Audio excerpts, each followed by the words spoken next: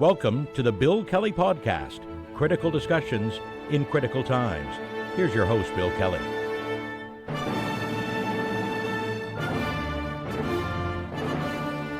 And welcome. This is the Bill Kelly Podcast, critical discussions in these critical times. I'm your host, Bill Kelly. We are just about a day and a half or so away from our official election. The polls open, of course, on Monday, and we'll decide who's going to be governing this country for the next, well, we don't know. I guess it depends on whether it's going to be a majority government. And if there's one thing that we were reminded of in these waning days of the campaign, it's that the sovereignty issue of this country is very much an issue. I know there are some people, especially in the Conservative Party, that tried to poo-hoo that and say, oh, that's just Trump being Trump. That's all rhetoric. It's all bluster. He doesn't really mean it. Well, of course, he reiterated that in his Time magazine interview and also in some comments in the Oval Office that, yeah, he does want Canada to be the 51st state. Yeah, he does have designs on our mineral resources and the great wealth that we have in this country. So it is there. And I think you'd be naive to suggest that that's not a threat. But what we also have been reminded of over the last few hours especially is that threat to our sovereignty is not just from south of the border. It comes from within, too. I mean, the obvious example of that is Diane Smith out in the Premier of Alberta, Danielle Smith, who, as long as she's been in power, of course, has ranted and raved about Alberta getting screwed, which is not an uncommon theme, and it happens an awful lot, and has historically. But she seems to play this to the nth degree, and is actually playing it off Donald Trump, too. She, of course, was down at Mar-a-Lago visiting with Donald. She was invited to the inauguration, was down there, and has made all sorts of sounds that if the Liberals are elected in this election, that could spell the end of Alberta's position in confederation. And that was endorsed and I suppose reinforced by the rantings, I guess, of Preston Manning in his op-ed piece that we talked about in an earlier podcast that said a vote for the Liberals is a vote for Western separation. It's crap. There's no foundation for that at all. And that's not naively thinking, well, there are no concerns. Certainly there are. But I don't think the people of Alberta are in that mode. Quebec is a different situation because we want to talk a little bit about that. And what sparked us to focus on that particular province were the comments of Bloc leader that essentially he doesn't feel as if Canada is a real country, calling Canada, the phrase that he used was an artificial country. Referring, of course, to the Bloc leader, Yves-François Blanchet, who made these comments just a couple of days ago. And the reaction to this was fast and furious. Mark Carney, of course, responding to that, Pierre Poilievre and others condemning the remarks. One of the more vocal ones, though, of course, was from Nova Scotia Premier Tim Houston, who wrote a letter to Blanchet basically saying that he was insulted by this. And if you don't feel comfortable in Canadian Parliament, why come? Nobody's forcing you to. You're going to be a member of this confederation and work to make this better, or you're just going to sit there and whine. And it was an interesting, I think, perspective on that. And I mean, historically, Blanchet has been a guy who's trying to, I guess, search for relevance, especially this. I mean, he's shown a propensity over the years that he's willing to take from Canada, but doesn't really seem to have much of a desire to give to Canada, to make this a better country, not just for Quebecois, but for the rest of the country, too. And that's going to be a problem. And I think everybody's aware that that's where this guy's head is at.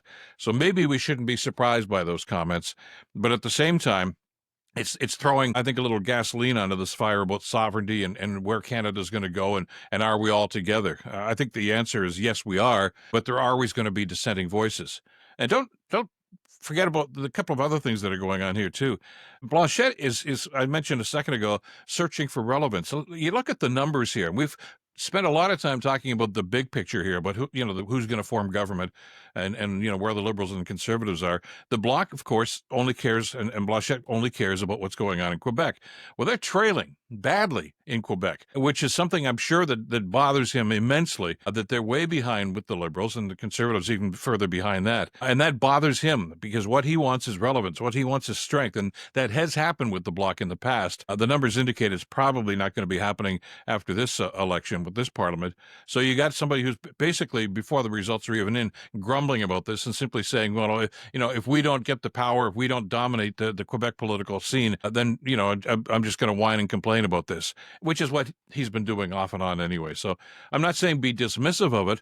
I'm not saying let's forget about this and pretend there are no issues. There are. But as the other premiers have talked about, we solve those issues together. We don't simply sit there and hold our breath and say, well, I don't want to play anymore. I don't want to be part of this team anymore, which is what Smith is doing in Alberta and certainly what Blanchet seems to be doing here. And keep in mind also Blanchet is the leader of the Bloc Québécois, the federal party. He's not the premier of Quebec. And that's not to suggest that there aren't some concerns with Legault and some of the other people involved in that. But there has been, especially in the last couple of months, I think a propensity for the premiers, for the most part, to want to work together to solve some of these issues, to solve the threats coming from Donald Trump, and to look at a number of different initiatives. So I just mentioned Premier Houston from Nova Scotia a few minutes ago. Of course, they just signed, along with Newfoundland and Labrador, free trade agreements. New Brunswick, a number of the maritime provinces are getting involved in those discussions. I'd be very surprised, frankly, if Quebec wants to play ball like that. I don't know if Alberta is going to either. But in other words, there is a path forward here, and I think most of the premiers in this country understand that, and understand that, there's a time to complain, there's a time to pressure for what you want, and everybody's got a wish list in each and every province. But there's also a time to say, okay, let's set that aside, because the bigger issue right now is getting our sovereignty in order and our economic picture in order right now, too. And the imminent threat there is south of the border. You can't be one together if you're going to be fighting with each other. And I think that's what Carney has talked about, and most of the premiers have bought into that over the last little while. So we hope that's going to be the mindset as we go forward on this. But again, it's going to depend again on what happens in the election on Monday and who's actually going to be calling the shots. And we've been talking over the last couple of days, and I've certainly seen some of the comments on social media about where voters are. The numbers, as we look at this, and we're doing this podcast, by the way, late Saturday, and the numbers right now indicate the Liberals nationally, and this is a kind of a conflation of the different polls. There's a number of them, of course, Abacus and so many others, Nanos, and that all come together. The Liberals seem to still be ahead by about 4.5 points, 5, depending on which one you read. And the experts, I guess these days, everybody who looks at numbers thinks they're an expert, but them that have been covering this for the long time seem to be pretty comfortable suggesting that the Liberals are probably going to win. I still think you got to wait until the chickens are hatched and counted before you start making those recommendations, because the key thing here is voter turnout. It's one thing for people to say, I intend to vote for that party. It can be quite another thing for them to actually go and do it. Because that's all that counts right now, and we know that there was a huge turnout, of course, in the polls just about a week and a half or so ago. The advanced polls had record numbers. We don't know if that's going to translate into a higher voter turnout on Election Day. We'd like to think it will, but that's going to determine exactly what's going to happen, whether we have a majority government, minority government, and actually who's going to be in charge. And we have had political surprises in the past. So as we've talked about consistently in the podcast, get out and vote, no matter what party you're supporting. Vote strategically, look at the information, and we've tried to give you as much of that information as we possibly can, and make your decision and make sure that you do mark that ballot. And it's difficult. I get that. I know so many people, I've talked about this for years. I mean, even back to the radio days in past elections, there are some people that just get so frustrated with the rhetoric and the misinformation that's out there and the anger that's out there that they just throw up their hands and said, I don't want to be part of it.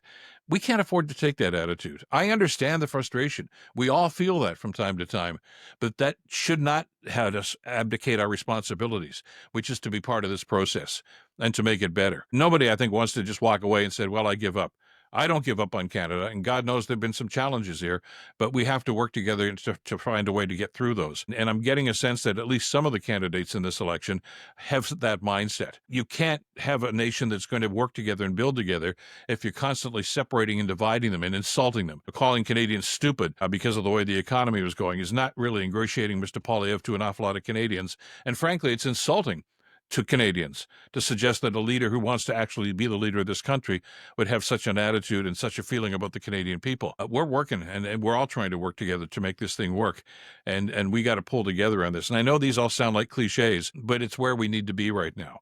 And that's, I think, the message that a lot of us are trying to get right now through this. And that's why the comments by Blanchet here, although are distressing and disappointing, they shouldn't deter us from going through this process. And understand that there are premiers, including Houston and others right across this country, and MPs and others that do want to work together. And it's amazing, because this is such a polarized time in politics these days. It was one thing that, in bygone days to say, okay, I'm a liberal, I'm a conservative, I'm an NDP, or whatever the case might be. We've got some differences. And I've talked to people in both federal and politics over the years that would understand that, okay, there's a bit of gamesmanship when you're in Parliament or you're in the legislature provincially, and they get that. And they would fight tooth and nail. And we used to watch as the public, you'd watch the highlights from what was going on at Queen's Park in Ontario, or certainly in Ottawa. And they'd go tooth and nail, and they're throwing things at each other and insults and pointing and yelling. And oftentimes, even those in the old days, at the end of the day, okay, the session, they'd go for dinner or they'd go have a couple of drinks. The differences are still there. The philosophies are still different, but they still had this sense of humanity that, look, at where we're all trying to work together to the common goal. You've got a different way of doing it or a different idea than I do, but we seem to be moving in the same direction. I'm not so sure that that's prevalent anymore. The hatred, the anger for anybody who's not totally in line with your way of thinking on these issues seems to be driving the bus right now. And that's distressing. And that's only going to change if we elect people that are going to enact that change and simply say, look, enough of that stuff. We're not doing that anymore. And we have a clear choice here. We've got one guy who's been through this. You know, I like use a hockey analogy since we're into the Stanley Cup playoffs these days. I mean, a guy like Mark Carney, he's been the coach, the Bank of Canada through our recession, the Bank of England through their financial troubles, and of course Brexit just exacerbating all those problems. And he, to use the hockey analogy, I guess even further, he stick-handled those countries through that, not easily, and of course with the help of elected officials. But the Bank of Canada plays a role. You got a guy like Polyev, who has never coached. And somebody's going to say, well, he was at all the games. Oh, yeah, but he was sitting up in the bleachers.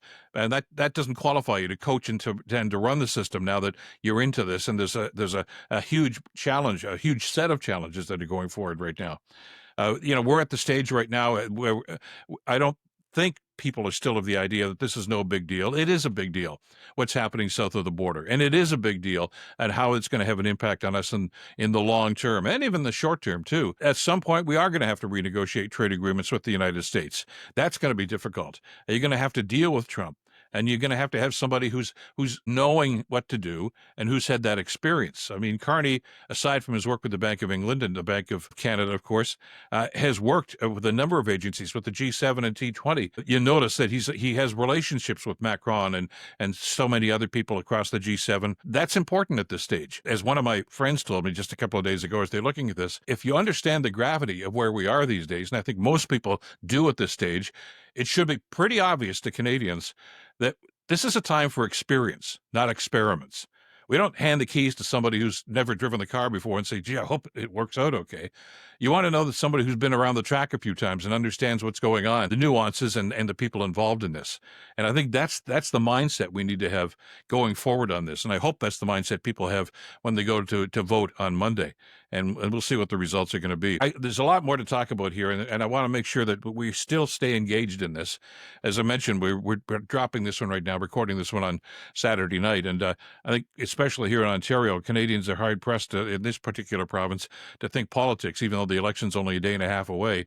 They're figuring about, are the Leafs going to continue? Are they going to beat Ottawa? The Sens going to come back? Hockey is still a big part of this, and this country, and that's great to see. And it's great to see so many Canadian teams, at least now, still involved in the playoffs. I get the sense that one or two of them may fall off pretty quickly here. But that hope springs eternal that a Canadian team might actually be a Stanley Cup champion this year. It hasn't happened since 1993. And I know that's one of the other things that should unite us as a country. That wouldn't it be great? I mean, we won the Challenge Cup just a couple of months ago, but to win that Stanley Cup would be something too. It's all about nationalism and about having pride in this. And I think, what's happened with Trump and the 51st state stuff and everything else, I think has rekindled that nationalism and that pride. And that's a good thing. Now we got to capitalize that, and we have to work on that and build on that. And hopefully we can extend that sense of partisanship aside, and let's work together on, in spite of our differences, to make this thing work. Let's use that in the political sense too, okay? All right? And we'll see as time goes on. But the anger and the bitterness, I think, is something that just has to move away. And we just can't have that as the prevalent attitude or the prevalent mindset in politics. As if we're fighting, we're not winning. And that's what comes, I think, as a result of experience. Somebody who knows how to do this and who has that steady hand on the tiller going forward. Anyway, that's it for this edition of the podcast. There's so much more to get into, and we will in future editions. We'll end this one as we have the last number of weeks, of course. Vote. Get out and vote and be part of the process. And vote strategically if you want, but vote. And vote thinking, okay, what's going to be best for this country going forward? That's what we have to ask ourselves. That's it for the podcast. Thanks as always for being with us. You can catch us if you're new. Great to have you with us. We're on Substack, Spotify, Apple, certainly on YouTube, Blue Sky, so many different platforms. And it's great to get the feedback. And we continue to ask you to tell us what you're thinking about the podcast, what you're thinking about what's going on in this country right now. And we'll talk about that, and we'll have those exchanges going back and forth. Thanks as always to Madeline Kelly for the great production on today's podcast. Until next time, this is Bill Kelly. Stay in touch and stay informed. Bill Kelly Podcast brought to you by Wizen's Law, personal injury lawyers. Listen, you didn't choose to get injured, but you can choose the right lawyer. Wizen's Law, 905-522-1102 or wizenslaw.com.